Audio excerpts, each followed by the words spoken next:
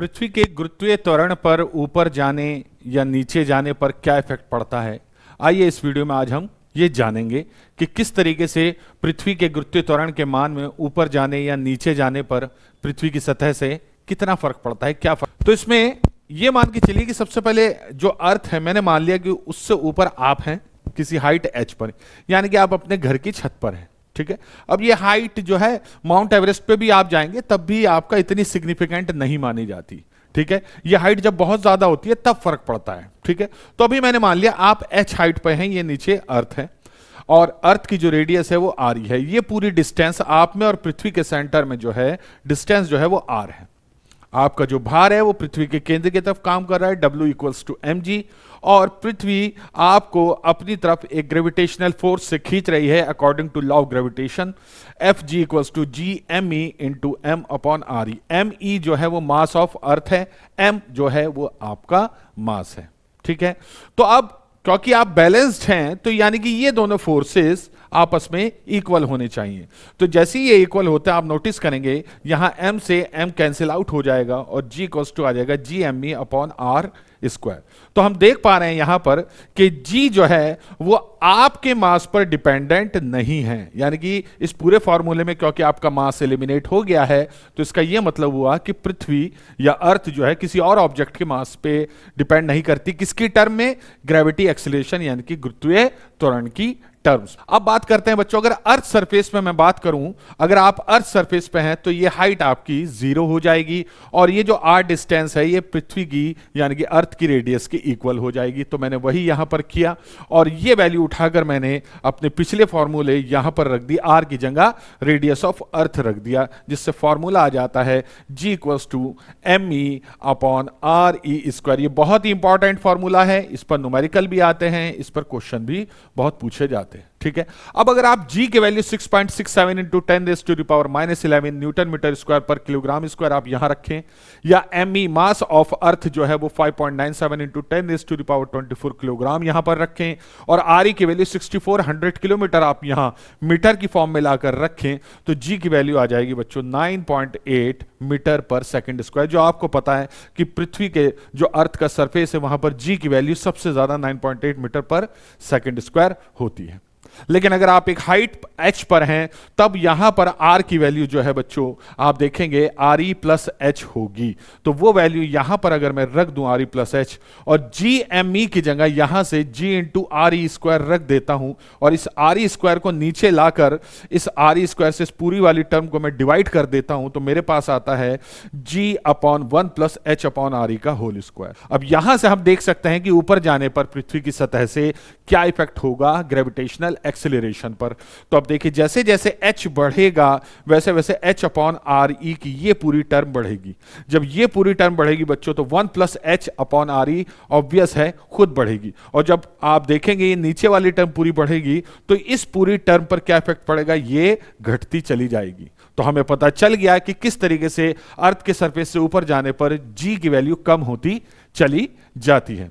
आगे बढ़ते हैं। अब अगर आप नीचे जा रहे हैं, पृथ्वी की सतह के नीचे जा रहे हैं बच्चों, पहले पृथ्वी की सतह यह है बच्चों, आप यहां से नीचे आ गए यहां पर, तब क्या इफेक्ट होगा।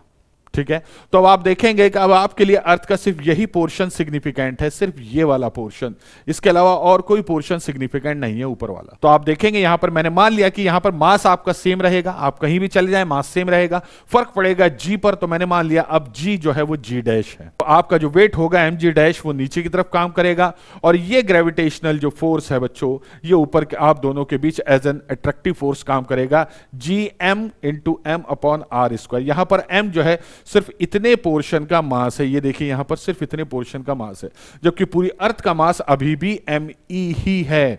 ठीक है, इस छोटे वाले पोर्शन की रेडियस जो है वो r मान ली गई और रेडियस जो अर्थ जो है वो GRe मान ली गई।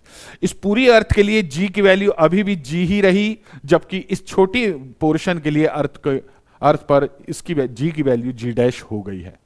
तो यहां से g' आप देखेंगे डिपेंड कर रहा है जितना पोर्शन अर्थ का सिग्निफिकेंट है वो और जितनी उसकी रेडियस है, इन दोनों चीजों पर।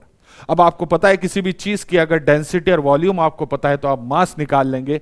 तो अगर आपको अर्थ की डेंसिटी पता है, जो कि मैं मान लेता हूं कि पूरी अर्थ की यूनिफॉर्म है, वैसे होती नहीं बट मान लेता हूं, तो मैंने अर्थ की डेंसिटी रो ई मान ली है, और अर्थ के सिर्फ इस हैश्ड पोर्शन का जो वॉल्यूम है वो 4/3 पाई आर क्यूब ले लिया है। तो यहां से मुझे इतने पोर्शन का, इस छोटे वाले पोर्शन का एम आ जाएगा।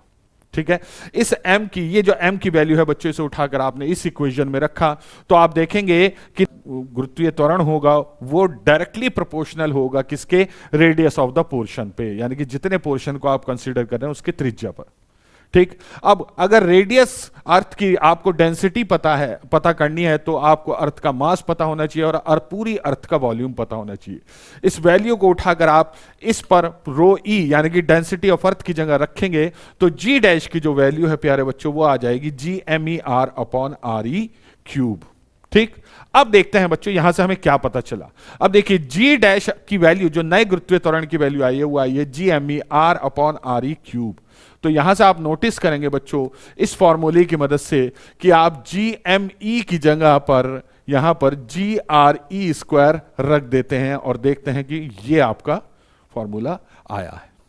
ठीक है, अभी भी आप देख रहे हैं कि जो G डैश है वो रेडियस के कौन से, उस सिग्निफिकेंट पोर्शन की रेडियस के डायरेक्टली प्रोपोर्शनल है। अब यहां से R की वैल्यू लेंगे, कैसे लेंगे बच्चों, आप देख रहे हैं कि जो R है आपका वो हो जाएगा RE-H। RE-H मैंने यहां वैल्यू पुट करी।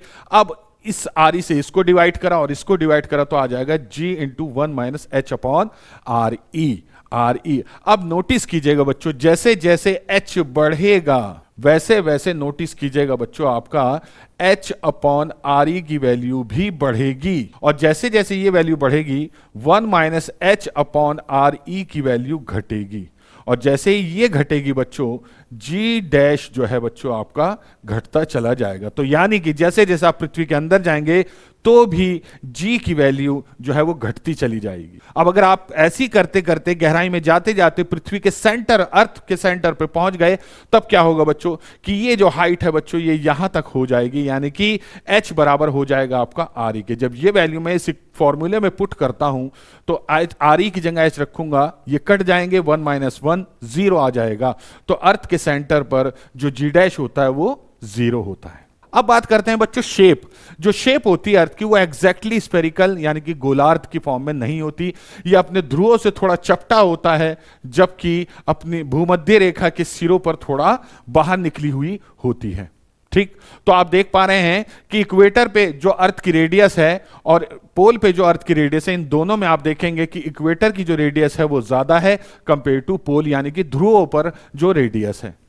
अब यहां पर आप देख सकते हैं कि G जो है वो इनवर्सली प्रोपोर्शनल है RE² के, यानी कि रेडियस के।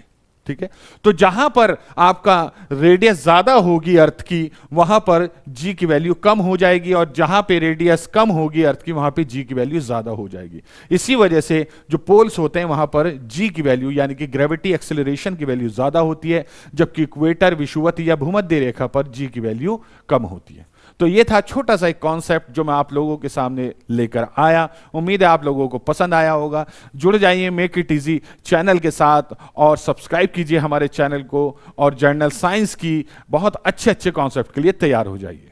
Thank you very much.